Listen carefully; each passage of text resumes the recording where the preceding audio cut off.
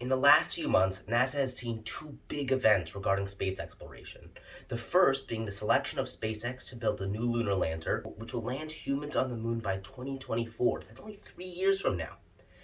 And the SpaceX Crew 2 mission launch and docking with the International Space Station. These two events have one main concept in common. They both involve the use of orbital mechanics to travel in space. But how do spacecraft travel in space? Now, before we can even begin to think about landing on the moon, we must understand how two spacecraft can rendezvous or meet up with each other in space. When traveling in space, in order to go to a higher orbit, you would need to accelerate, and then the other side of your orbit will then extend.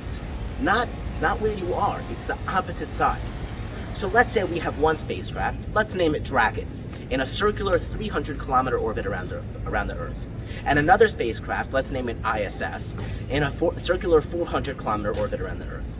And Dragon wants to meet up with the ISS. When the ISS is about 24 kilometers ahead of Dragon, Dragon will begin accelerating and speeding up. And because of the laws of orbital mechanics, Dragon won't be changing the height of its orbit at that point significantly. Rather, it'll be gradually increasing the height of its orbit on the other side until it's 400 kilometers high. And since the ISS started behind Dragon, and Dragon takes less time to go around the Earth, they'll meet up on the other side of Dragon's orbit at the same time. The key fact to remember, speeding up and slowing down in space doesn't just change the spacecraft's speed.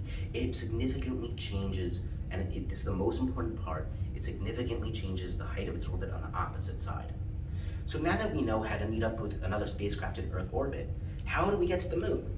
Well, the moon is basically a really big Earth satellite. But it has one difference. The moon is massive. Because of that, the moon has a sizable gravitational pull. That's actually where waves at the beach come from. So we can treat the moon almost the same as the ISS, but it's just further away and a lot bigger.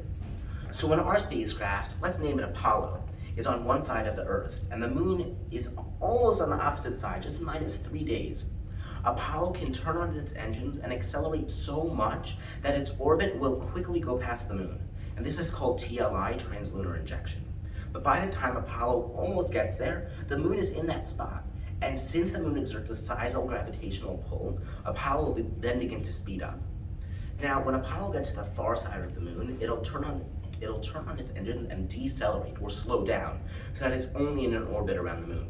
That's called LOI, lunar orbit insertion. And that is how we get to the moon. I hope you learned something, and thanks for watching.